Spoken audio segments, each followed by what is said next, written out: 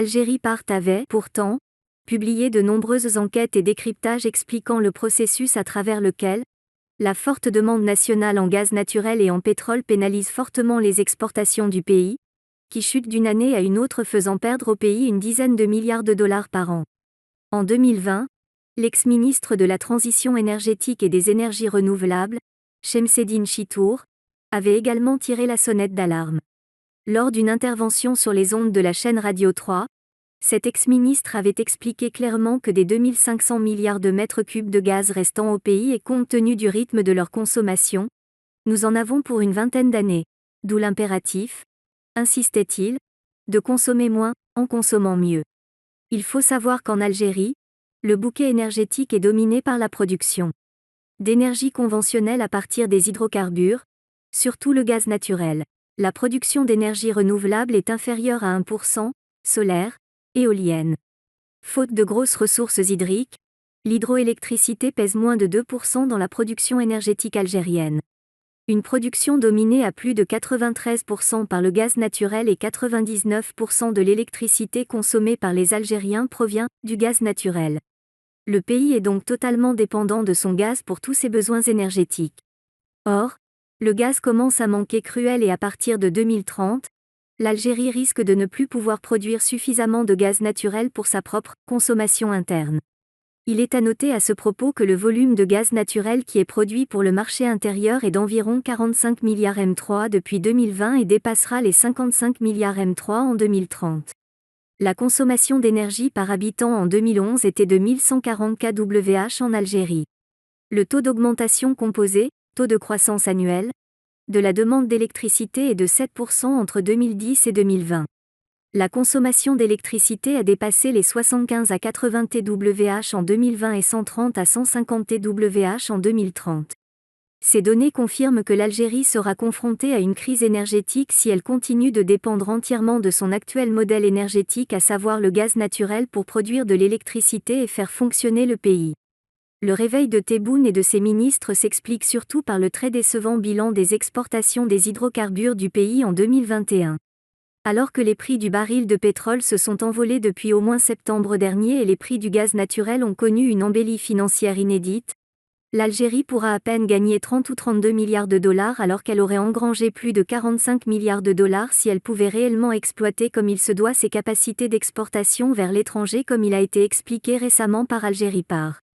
Avec de moins en moins de recettes en devises et des besoins de plus en plus élevés nécessitant ainsi le renforcement des importations du pays, le pouvoir algérien a fini par décider de rattraper tout le temps perdu pour se relancer dans l'exploitation de l'énergie solaire. Solaire et pas renouvelable, car la première source des énergies renouvelables disponibles en abondance dans notre pays est le solaire.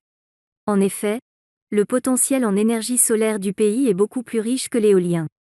L'Algérie, compte tenu de sa position géographique, dispose de l'un des gisements solaires les plus élevés au monde.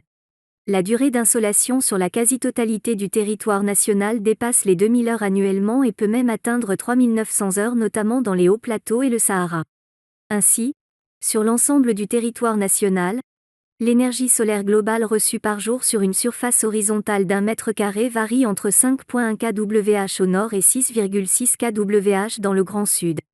Quant à la radiation solaire incidente provenant du disque solaire et atteignant directement la surface terrestre, sans avoir été dispersée par l'atmosphère qui reste une donnée de base pour le solaire thermique à concentration, CSP, elle peut atteindre 5,5 kWh, Alger, jusqu'à 7,5 kWh, Illizi, par jour et par mètre carré.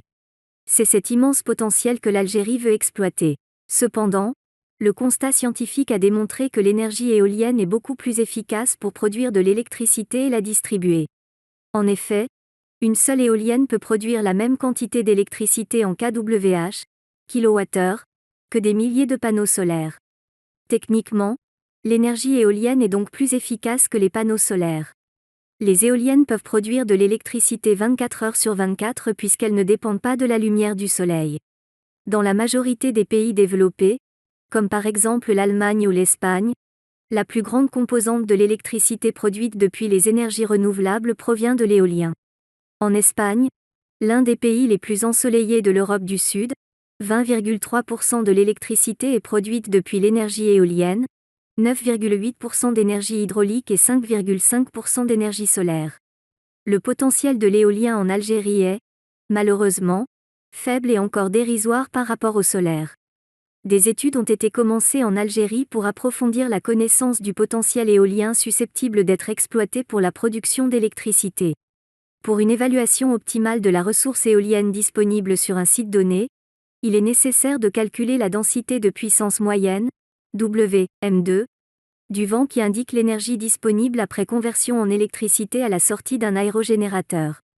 Partant du fait qu'un site est dit éligible à l'installation d'un parc éolien rentable s'il présente une densité de puissance comprise entre 300 et 400 WM2 à 50 m de hauteur. On l'aura compris. L'Algérie est confrontée à un immense défi concernant la diversification de ses sources d'énergie et elle devra tout miser sur le solaire si elle veut éviter le scénario catastrophique d'une terrifiante crise énergétique à partir de 2030. Et pour ce faire, il faudra des milliards de dollars d'investissement et des partenariats scientifiques pointus avec les pays les plus développés.